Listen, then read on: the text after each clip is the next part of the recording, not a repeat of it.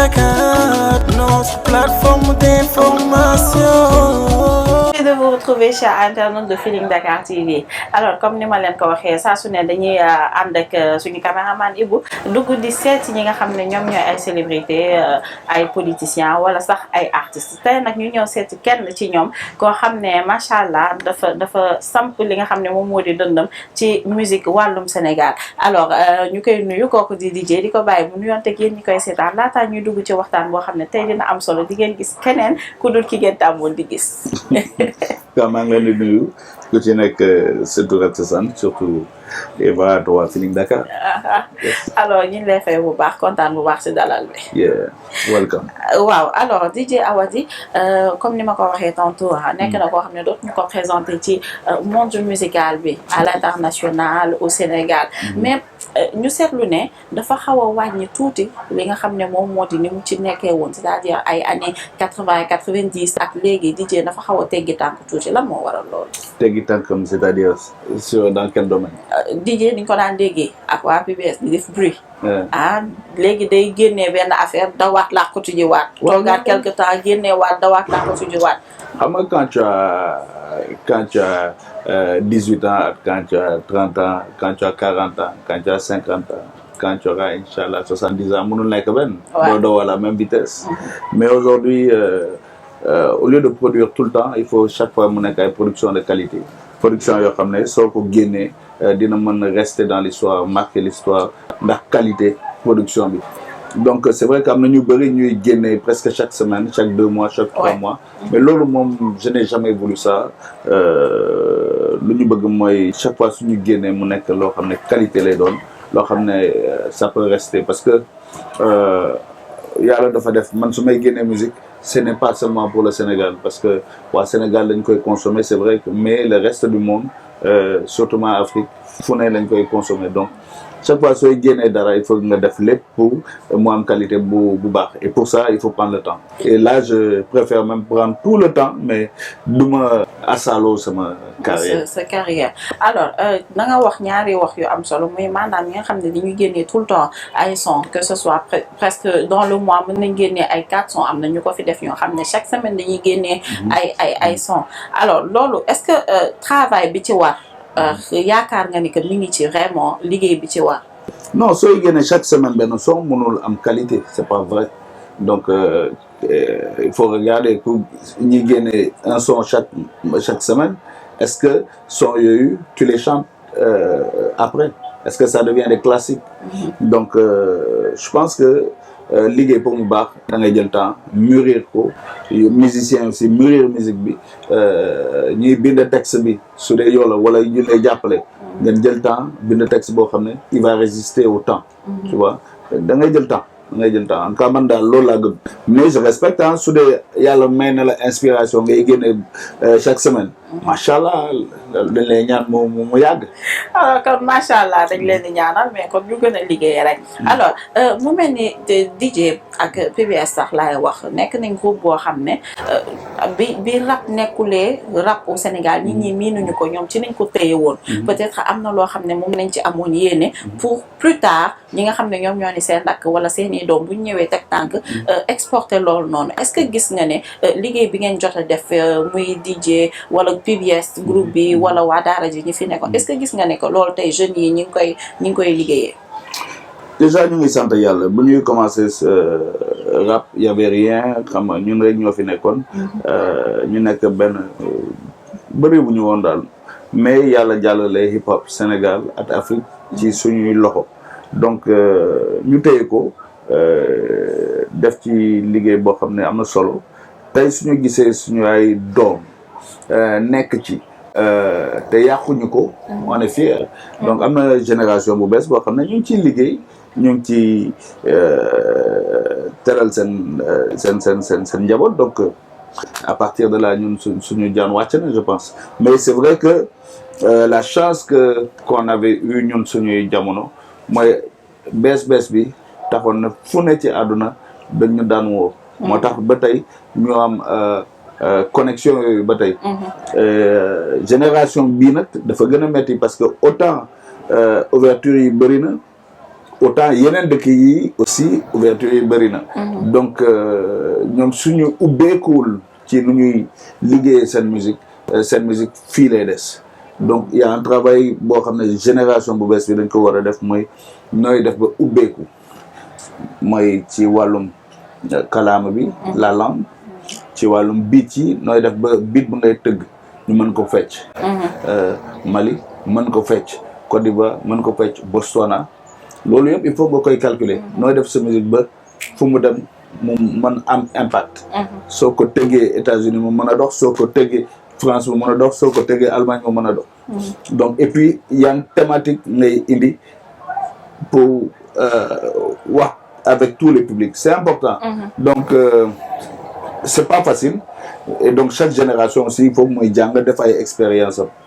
alors dama laajte ba may def sama ay recherche loolu peut-être jiitu woon na sama juddu à un moment il paraît que rap Sénégal était derrière la France en deuxième position mondialement et nekkoon premier ci Afrique ñu dem ba loolu gis nañ ne que peut-être liggéey boo xam ne yéen a ko fi defoon et que aujourd'hui on va pas dire qu'on l'a perdu mais suulu na torop. non ci gàttal on l'a perdu aujourd'hui la Côte d'Ivoire est devant nous, le Cameroun est derrière nous, et devant nous, le Nigeria est devant nous, le Ghana est devant nous, c'est vrai.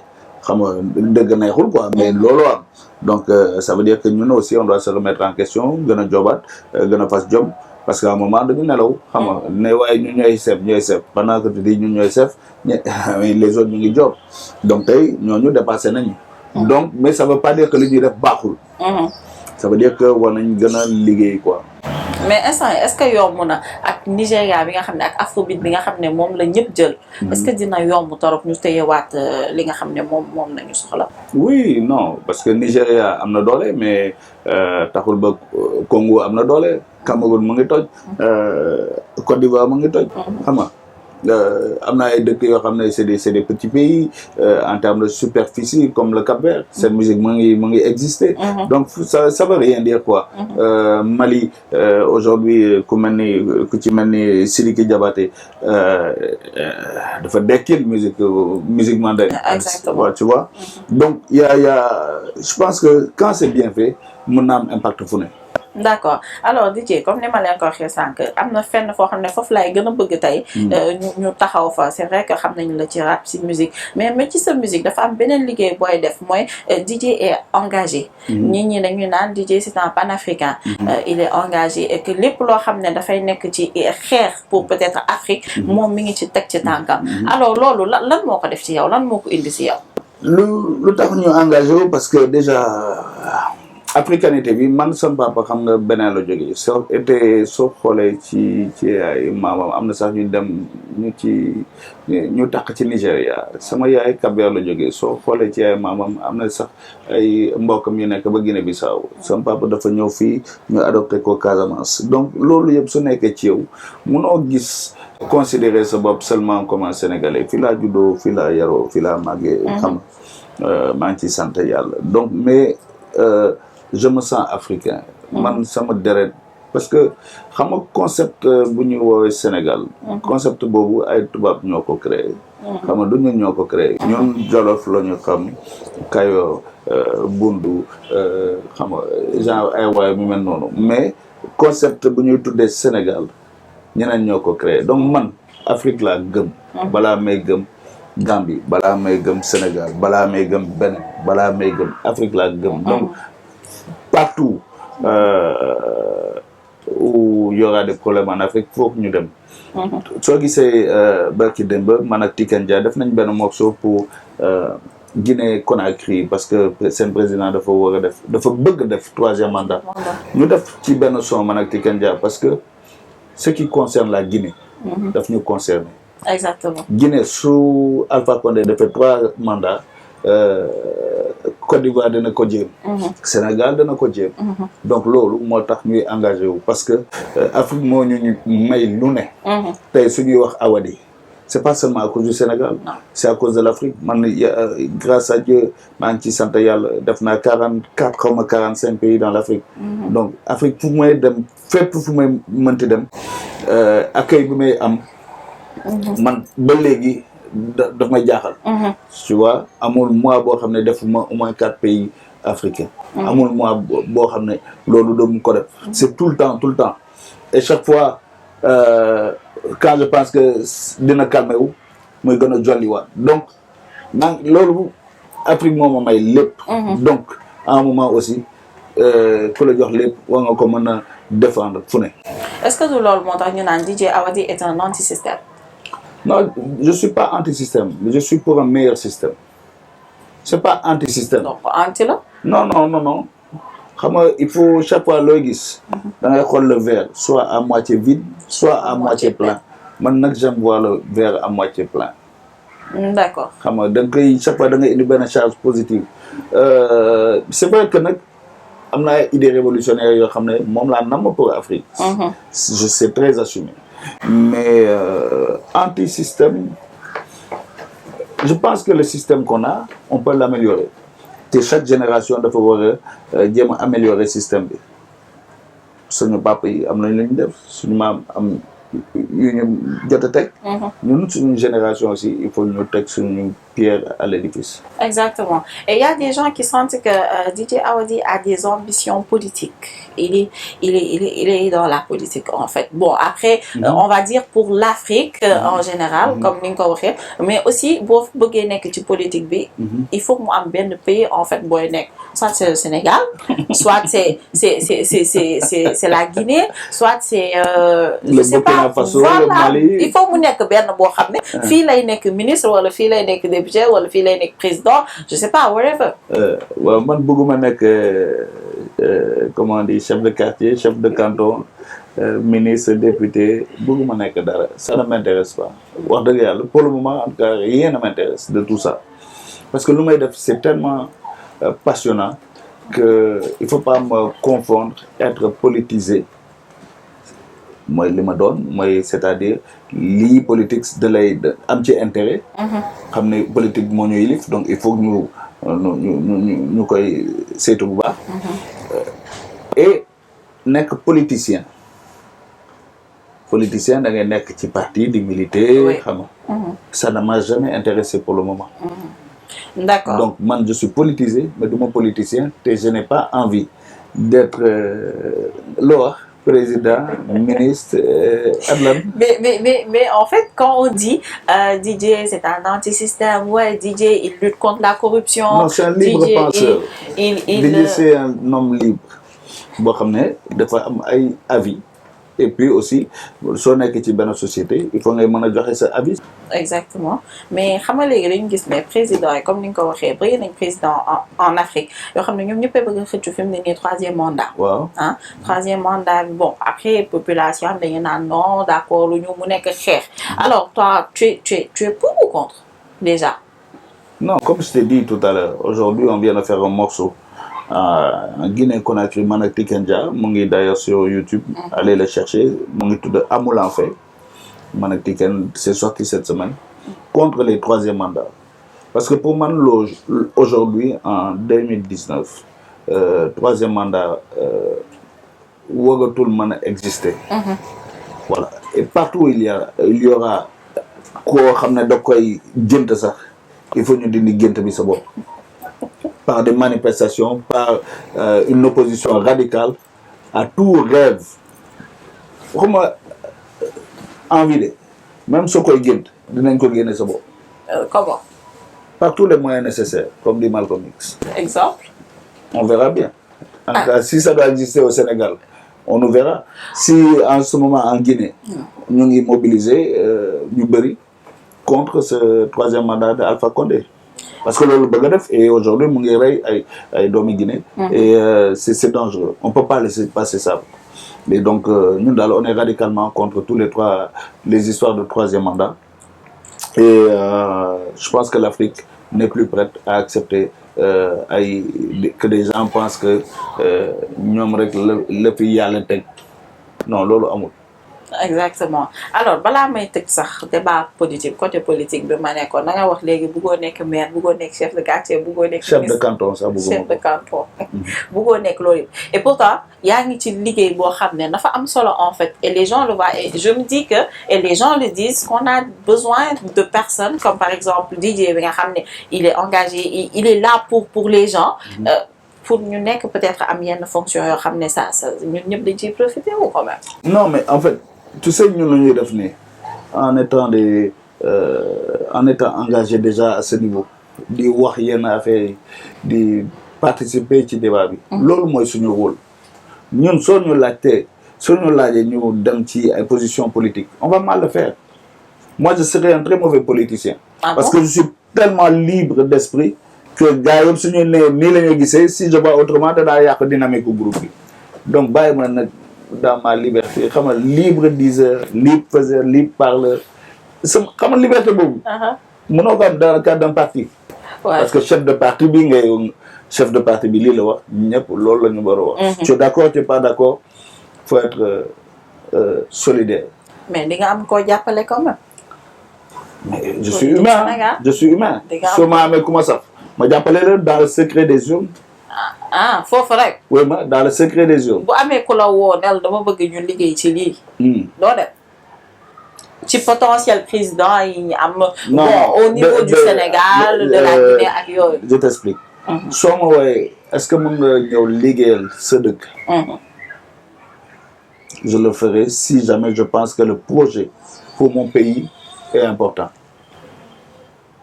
mais maintenant si tu me dis non déglu ma si tu me dis kaay bokk sama parti. jàppale ma sama campagne. ma ne la non ça ne m'intéresse pas. si tu me dis viens travailler pour ton pays maa la fay jiitu. viens travailler pour le continent africain. maa la fay jiitu. viens travailler pour mon parti ma ne la maa bañ. quel que soit le moment di jox. du ma ko def. mais kon si ñun dinañ la xaar assemblée parce que. assemblée pourquoi pas peut-être un jour. tamit mais pour le moment ça ne m'intéresse pas. billahi je suis très sérieux ça m'intéresse pas instant bi lu may dund nii.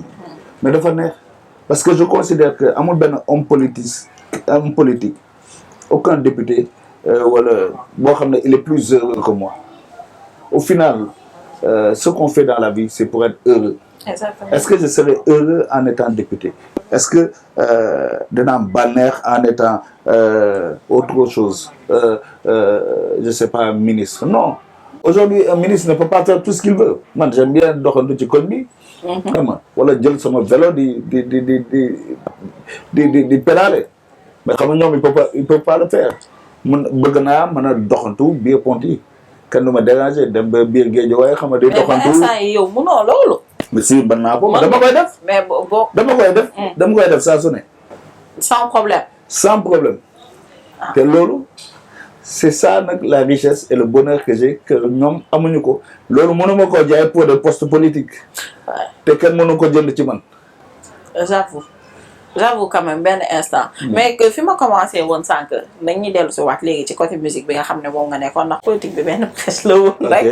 alors côté dañ dellu ci musique bi parce que comme ni ma ko waxee sànq da ngay jékki-jékki sànni ñu benn affaire rek dawaat dem toog fee nekk di liggéeyaat. ci liggéey bu am solo. et aujourd'hui on a vu jeune génération bi dañoo xaw a réer en quelque sorte. non réer bu ñu réer jeune génération yaa ngi bàcc de. waaw moom laa lay wax réer en quelque sorte c'est-à-dire li ñu doon gis entente bi ñu doon gis peut-être ci ñi fi ñëkkoon a nekk dañ ko sentiratul léegi. c'est plus xëccu. célébrité c'est plus nekk au devant de la scène loolu la ñuy gën a xëccu que liggéey bi mooy waral kuy jug léegi rek dem grand théâtre te yooyu gisaguñ ci DJ. non écoute paradoxalement un des premiers concerts au grand théâtre c'était Manak La Fouine. Le premier concert au grand théâtre c'était Manak La Fouine. Pour le concert de Mo Ibrahim. Ensuite le premier concert au Monument de la Renaissance. C'était Positive Black Soul, il y a 5 ans. Le premier grand concert musical pour Dakar Arena.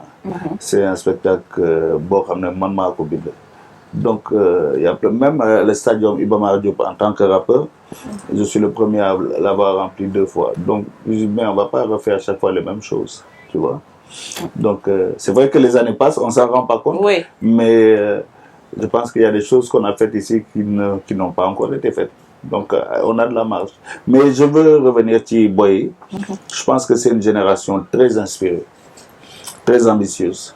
Et, mais on ne peut pas leur demander d'être comme nous en 95 ou en 89. Exactement. Non, nous, dinañ bind seen histoire. Avec les hauts et les bas. Nous, dinañ bind seen histoire. Nous, bind nañ suñu boss. Nous, dinañ bind seen histoire. Maintenant, il y aura des moments de maturité. Il y aura des moments aussi de clash parce que hip-hop, il faut connaître dans les mais au final, je pense que Génération B, ils sont très inspirés. Et puis, ils ont raison d'aller au Grand Théâtre. Oui, ils ont raison d'aller au Grand Théâtre, faire ce qu'on peut. Et puis voilà, c'est une manière de mesurer son talent. Mais maintenant, il faudrait essayer aussi de conquérir le reste de l'Afrique, le reste du monde, l'Europe, l'Amérique, l'Asie. Voilà, c'est des territoires aussi. Parce que pour moi, il faut mesurer aussi l'impact de ton travail. Alors, featuring avec jeune génération, ñu bees ñi DJ Awadi ak fit ak xale yi gisaguñ ko. Par exemple, ñi dinañ bëgg benn fit boo xam ne DJ Awadi ak Omzo wala DJ Awadi ak Dip wala DJ Awadi ak je sais pas ñi fi ak ONG, pourquoi pas DJ Awadi ak ñi mujj ñi. Si, mais loolu am na sax loolu am na. Ah. Ouais, dans mon album, il y a un morceau avec Deep, nous avons un clip. Un morceau très très lourd, autour de Djambar. Inch'Allah, nous avons un clip. C'est un morceau très très très fort. Et justement, qui montre que voilà, beaucoup de générations, mais nous avons beaucoup de hip-hop, Et puis, c'est d'abord un témoignage de respect. Moi, je respecte leur génération, donc moi, là, je choisis pour des featuring, mais c'est un hommage à cette génération. Mon nom n'est Omzo, il y a Kapsi, mon nom n'est Cannabis, il y en a beaucoup. Ngaka Blindé, tu vois, mon nom n'est que, voilà, il y en a plein. Je ne veux pas citer de nom, après, voilà. Bref. Lolo, nous aussi, parce que moi, je suis très ouvert, je ne fais pas juste n'importe quoi. Ça m'a pas aéré. Ouvert d'esprit. Ah, c'est bien, da ciy baax mais quand même xale yi dañuy bëgg tamit parfois yaag paa yi. Yéen ñëwaat jël leen PBS ak benn groupe. Non, PBS ñu ngi job ci benn affaire par rapport à suñu 30 ans yi. Donc di nga gis suñu collègues yu bëri. En tout cas, ce serait bien. Bon, peut-être balaa ñuy tëj benn conseil par rapport au conflit. Au conflit yoo xam ne peut-être bon am na ñu naan média yee ko créé am na ñu naan fans yi ñoo ko créé ci ay artistes yu bëri da ngay jël par exemple 2 artistes yu bokk benn milieu tout le temps il y a conflit. Alors peut-être un conseil par rapport à ça et puis balaa ñuy tëj. Non, c'est très difficile de donner des conseils ci conflit boo xam ne yoo xam fan la commencé lu tax conflit boobu mais en tout cas en règle générale. C'est humain pour moi. Conflit, c'est humain. Comme Bagnat Lamine, il faut que moi. Oui. Mais le plus important, c'est de se parler. Te bala ngay dem ci média, bala ngay dem ci réseaux sociaux, nañu waxtaan quoi suñu biir. Parce que la vie n'est pas seulement faite des réseaux sociaux. Il y a la vraie vie et la vie virtuelle. Li nekk ci réseau yi c'est virtuel xam nga live dëggantaan nañu waxtaan gisante sottante xalaat xam je pense que c'est le plus important au final voilà on est tous africains on est tous sénégalais loolu la ñu war a sàmm. Exactement alors mu nekk lu am solo donc ñu kontaan noonu bu baax ñëw seet si ko di ko bàyyi peut-être mu tàggatoo ak internaute Feeling Dakar TV. Non déjà di le remercier parce que maa ngi leen doon dégg au moins tey ma gis leen donc voilà bienvenue au studio Sankara et en tout cas on est très content de votre visite. Merci beaucoup alors ñun tamit kontaanoon nañ torop ci dalal bi comme d'habitude mais remercier bu baax a baax équipe technique bi yëpp di ci jiital Ibou sama caméraman bi ma ànd comme ni ko Ami Collé waxee le beau gosse alors ma koy nuyu bu baax di ko remercier ñoom Bamba Ami Collé ku ci nekk man lay jox sa wàccuwaay xanaa dinañ jox rendez-vous très prochainement ak peut-être beneen artiste beneen politicien beneen célébrité ñu toj fa. Dakar, notre plateforme d'information.